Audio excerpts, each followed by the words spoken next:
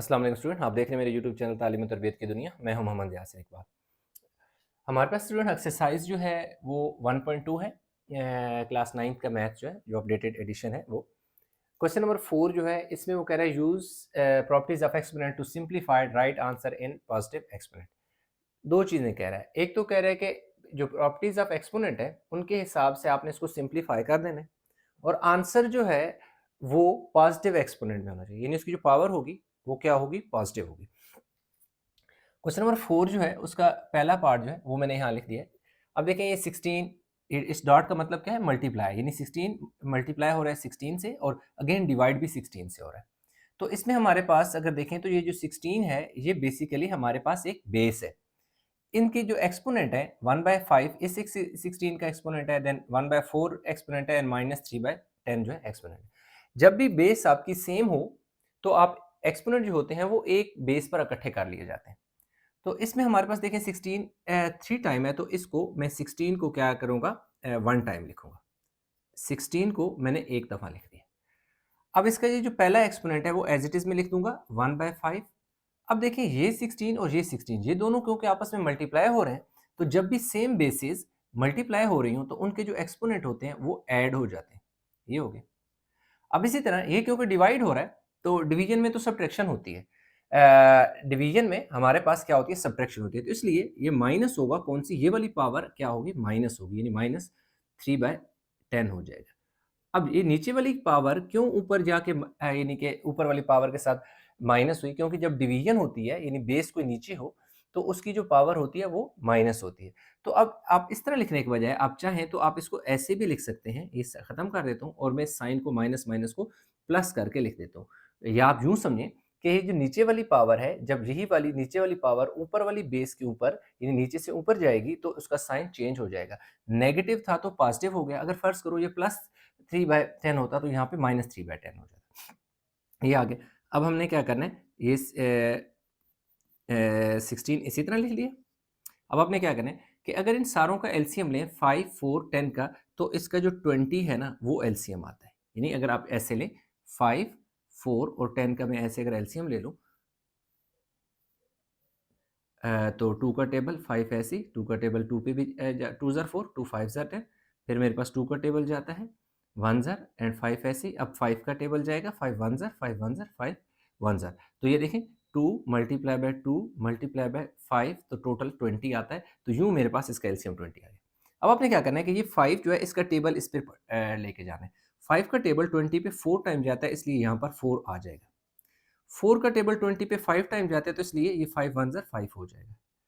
10 का टेबल 20 पे 2 टाइम जाता है, तो इसलिए 2 मल्टीप्लाई बाय आप क्या कर दोगे, 3 कर दोगे।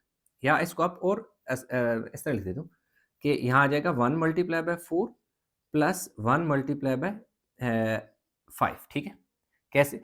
क्योंकि ऊपर 1 था तो 5 का टेबल 4 टाइम गया तो 4 1 से मल्टीप्लाई हुआ। फिर इसी तरह 4 का टेबल 20 पे 5 टाइम गया तो 5 1 से मल्टीप्लाई हुआ।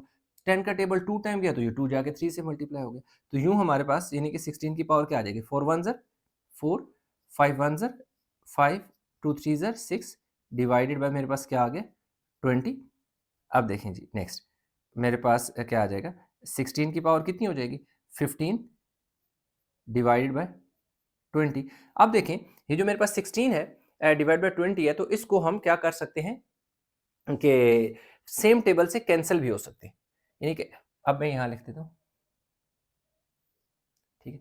अब मेरे पास ये जो 16 है कि 50 पावर ऊपर क्या है 15 है और नीचे क्या है देखें 20 है। तो डिवाइडेड बाय मैं 5 इधर भी कर लेता हूँ और डिवाइड बाय 5 में इधर कर लेता हूँ। तो मेरे पास इस तरह लिख लें 16 की पावर 3 आ गया और नीचे 5 3 ज़र 15 5 4 ज़र 20 आ गया। अब इसकी ये तो हो गया पॉजिटिव एक्सपोनेंट में हमने इसको लिख दिया। लेकिन वो सिंप्लीफिकेशन की भी बात करते हैं तो ये मज़ीद सिंप्लीफाई हो सकता है। कैसे? कि ये जो 16 है इसको आप 2 इंटू 2 इंटू 2 इंटू 2 यानी 2 को आप 4 टाइम मल्टीप्लाई कर सकते हैं। तो ऊपर पावर क्या आ गई है 3/4, 1 2 3 4। अब देखिए हमारे पास क्या आ गया 2 की पावर 4 और 3/4 मेरे पास ऐसे आ गए। अब ये वाला 4 इस 4 से क्या हो गया कैंसल। ये देखो ना 4 टाइम कैसे आएगा, ये ऐसे जैसे मैंने यहाँ एलसीएम लिया ना तो इसके फैक्टर हैं 16 के। तो 2 की पावर क्या आ गई है 3। अब देखें अगेन ये भी क्या आ गया, आंसर आ गया। तो right answer in positive exponent, exponent की शक्ल में लिखना है। तो ये देखो एक्सपोनेंट की शक्ल में लिखा हुआ है, ये बेस है और ये 3 क्या एक्सपोनेंट है। अदरवाइज अगर वो ना कहता है ऐसा तो हम 2 मल्टीप्लाई बाय 2 मल्टीप्लाई बाय 2 8 इसका आंसर आ जाता। तो अभी हमने पार्ट 1 कर लिया, अब इसी का पार्ट 2 करते हैं। पार्ट 2 की बारी, पार्ट 2 जो है हमारे पास, वो हमारे पास है जी 7 का जो एक्सपोनेंट है -1/3। फिर देखिए हमारे पास जो ब्रैकेट है 7 की पावर जो है एक्सपोनेंट है 5/3 है, फिर -7 4 क्या है 3 है। ठीक है जी, ये क्या है मेरे पास 7 है 4/3 है। ठीक है, अब जरा गौर से देखिएगा, ये जो बाहर वाली पावर है ना, ये पहले आपने इसको इस 7 को इस 7 से मल्टीप्लाई करना है। तो ये कुछ ऐसे हो जाएगा, इक्वल का साइन लगाएं, 7 की पावर 1/3 जो कि नेगेटिव है, वो मल्टीप्लाई होगी 7 की पावर 5/3 से। अब ये 7 इसी तरह इस 7 से भी मल्टीप्लाई होगा, दरमियान में साइन यही आ जाएगा। 7 की पावर -1/3 मल्टीप्लाई होगा 7 की पावर 4/3 से। अब देखिए 7 को हमने क्या लिखा जी एक बार, और इन दोनों की जो एक्सपोनेंट है वो आपने ऐड कर देने, 1/3 प्लस 5/3 माइनस, इसी तरह ये जो 7 है, क्योंकि इन ये भी आपस में मल्टीप्लाई हो रहे हैं, तो इसकी पावर -1/3 प्लस 4/3। हो सकता है आपके जेहन में ये बात हो कि जैसा कि यहाँ पर 1 2 3 3 टाइम 16 थे, तो हमने एक बार 16 लिख के सारी पावर जो है जो एक्सपोनेंट है एक पे इकट्ठी कर दी। इसमें हमने क्यों नहीं किया, 1 2 3 4 टाइम 7 था, तो 7 को एक बार लिखते और सारी पावर एक पे इकट्ठी कर लेते। उसकी रीजन ये है कि देखें पावर बेस पे तब एक बेस पर इकट्ठी होती हैं जब वो बेस आपस में मल्टीप्लाई हो रही हो। जैसे कि ये देखो, ये दोनों 7 और 7 और ये मल्टीप्लाई हो रहे हैं, जबकि इस वाले के ये इधर भी मल्टीप्लाई हो रहा है, इधर भी मल्टीप्लाई हो रहा है। लेकिन ये जो 2 हैं और ये जो 2 हैं, ये आपस में सब्ट्रैक्ट हो रहे हैं। जहाँ सब्ट्रैक्शन होती है, एडिशन होती है, और उस वाले केस में पावरें इकट्ठी नहीं होती, ये माइनस का साइन है। अगर ये माइनस का साइन ना होता, हमारे पास मल्टीप्लाई या डिवाइड होता, तो फिर हम एक ही बेस पर सारी पावरें इकट्ठी कर सकते थे। अब इसकी पावर इस पे 1 पे एक दफ़ा 7 लिख के इकट्ठी हुई, और 2 7 को एक बार लिख के इनकी पावर इसलिए इकट्ठी की क्योंकि ये भी मल्टीप्लाई हो रहे थे और ये भी मल्टीप्लाई हो रहे थे।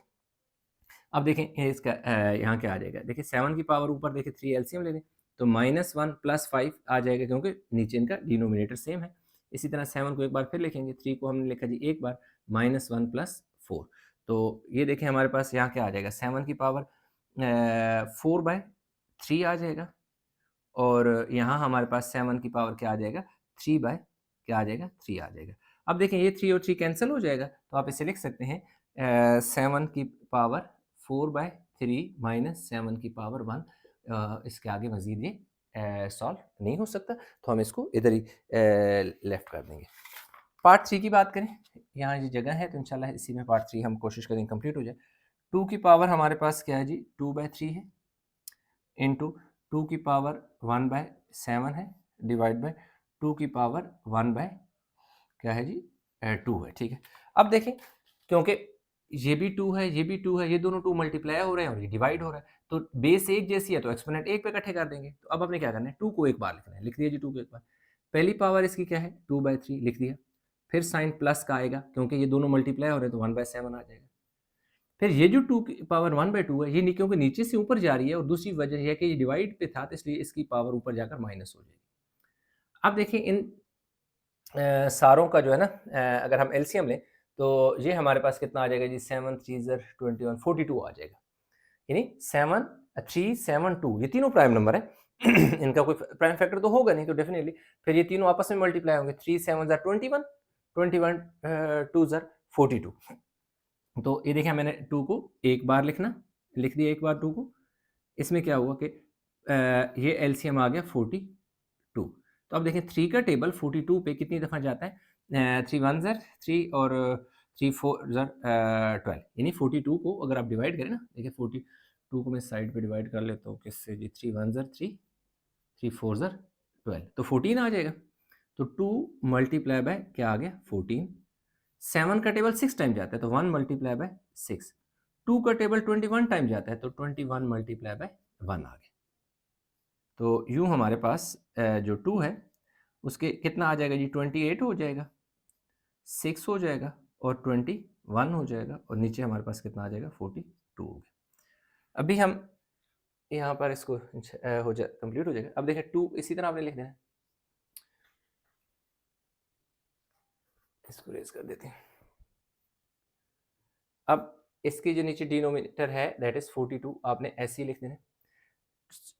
28 में 6 आप ऐड करेंगे तो कितना हो जाएगा 34 और 21 कितना आ जाएगा 21 आ जाएगा। तो ये दोनों आपस में ऐड होगा ना, ये तो डेफिनेटली यहाँ पे सब्ट्रैक्शन सब्ट्रैक्ट होंगे। अब 4 में से 1 गया, कितना बचा 3, 3 में से 2 गया 1 और नीचे मेरे पास इसकी पावर क्या आ जाएगी 42, यानी 34 में से हमने 13 क्या कर दिए निकाल दिए और नीचे डिनोमिनेटर 42। अब क्योंकि ये प्राइम नंबर है तो इसका तो टेबल कोई होगा नहीं, इसलिए ये मजीद इसका कोई कैंसिल वगैरह होती नहीं, सिंप्लीफाई होती नहीं है, तो यही हमारे पास इसका क्या आ जाएगा फाइनल आंसर आ जाएगा। तो यूँ इसके हमारे पास 1, 2 एंड 3 पार्ट हो गए हैं। तो वीडियो को पास करके बता लें क्योंकि इसके नेक्स्ट जो 4 पार्ट है वो हम करेंगे। अच्छा, पार्ट 4 जो है इसमें हमने क्या करना है कि देखें 3 3 3 बेस एक बार है तो हमने देखें 3 को एक बार लिख देना है, -1/2 ये वाला 1/2 इसके साथ प्लस हो जाएगा 1/2। एक से हम चेक कर लेते हैं कि एक्सपोनेंट में -1/2 एंड +1/2 ठीक है। उसके बाद ये हमारे पास जो पावर है 3/2 ये भी ऊपर चली जाएगी। अच्छा, इसमें आप एक और भी मैं दोनों मेथड से करा दूँ, ये -1/2 ऊपर जाकर -1 देखिए 2 हो गया। कौन सा -1/2? ये वाली पावर ऊपर जाके -1/2, तो ये वाला +1/2 -1/2 से कैंसिल हो जाएगा, तो 3 की पावर हमारे पास -1/2 पीछे बच गया। तो 3 की पावर -1/2 जो बचा है उसी को हम 1/3 की पावर 1/2 कर देंगे। क्यों? कि पॉजिटिव क्योंकि नेगेटिव था, सॉरी जो एक्सपोनेंट था वो नेगेटिव था, तो उसने क्या कहा है कि आंसर इन पॉजिटिव एक्सपोनेंट, के आंसर आपका पॉजिटिव एक्सपोनेंट पे होना चाहिए। तो इसलिए इसको हमने 1 बाय डिवाइड इसका रेसिप्रोकल हमने ले लिया, जिस वजह से ये जब नीचे जाएगा तो इसकी पावर जो है क्या है माइनस हो जाएगी। ठीक है। दूसरा इसका आप ये तरीका भी कर सकते हैं कि इसको मैं दूसरे मेथड से भी कराता हूँ। ये लिखें आपने 3 की पावर -1/2, फिर ये वाली पावर आपने 1/2 कर लेनी है। ये जो नीचे पावर लिखी है ना 1/3 इसको नहीं छेड़ना 2 की पावर 1/3, इसको इसी तरह रहने दें फिलहाल। 2 की पावर 1/3 इसी तरह 3 की पावर 3 की पावर 1/3 आपने ऐसे ही रहने देना है। अब देखें क्या हुआ, ये -1/2 +1/2 से कैंसिल, तो 3 की पावर क्या बच गई ऊपर 0 और नीचे 3 की पावर 1/3 बच गई। तो जब 2 है यार, है तो बार-बार गलत हो रहा है। अब देखें जब भी किसी चीज़ की पावर 0 हो तो 1 की इक्वल होती है, तो 1 3 की पावर 1/2 इस तरह भी आप कर सकते हैं। इसके अलावा एक और डायरेक्ट इस तरह कर सकते हैं कि जब आप ये 1/2 इस 1/2 से कैंसिल कर दें तो 3 की पावर -1, यानी इसके बाद डायरेक्ट आपके पास ये स्टेप आ जाएगा कि 3 की पावर 1/2 इस तरह कैंसिल हो सकते हैं, सेम बेसिस है, सेम एक्सपोनेंट है, कट जाए 3 की पावर -1/2 ये स्टेप लिखें, उसके बाद ये स्टेप लिखें, 2 स्टेप में, यानी कि इस स्टेप और अगले स्टेप में आपका आंसर आ जाएगा। तो इस तरीके से भी आप इसको कर सकते हैं। इसके बाद पार्ट जो 5 है हमारे पास, पार्ट 5 में हमारे पास है जी 36 की पावर 1/2 है, 6 की पावर 1/2 है, 8 की पावर 1/2 है एंड 27 की पावर 1/2 है और होल पावर उसने क्या दे दिया 3 दे दिया। अब यहाँ पर अगर देखें बेसिस डिफरेंट है, 36 है, 6 है, 8 है, 27 है, मतलब इन 4 दफ़ा जो 4 वैल्यू है इन सारों में चारों वैल्यू डिफरेंट है, मतलब ये बेसिस हमारे पास डिफरेंट है। तो हम एक पे तो पावर इकट्ठी नहीं कर सकते। एक तो ये तरीका है कि इन सारों को प्राइम फैक्टर में चेंज करें, 36 को भी, 6 को भी, 8 को भी, 27 को भी, और उसके बाद आप सॉल्व करें। वो ज़रा लेंथी हो जाएगा, इससे भी ज़्यादा मुख्तसर इसका शॉर्टकट तरीका है, वो क्या है मैं आपको बताता हूँ। लेकिन इनमें देखें अगर बेस डिफरेंट है तो इनके एक्सपोनेंट को अगर देखें तो वो तो सेम है।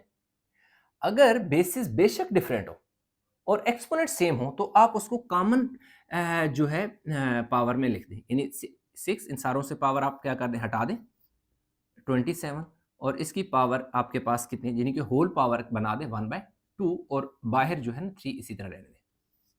क्या हुआ कि 1/2 1/2 1/2 1/2 सारों की पावर सेम थी, यानी एक्सपोनेंट सबका सेम था, तो उसको कॉमन एक्सपोनेंट करके आप ऐसे लिख सकते हैं।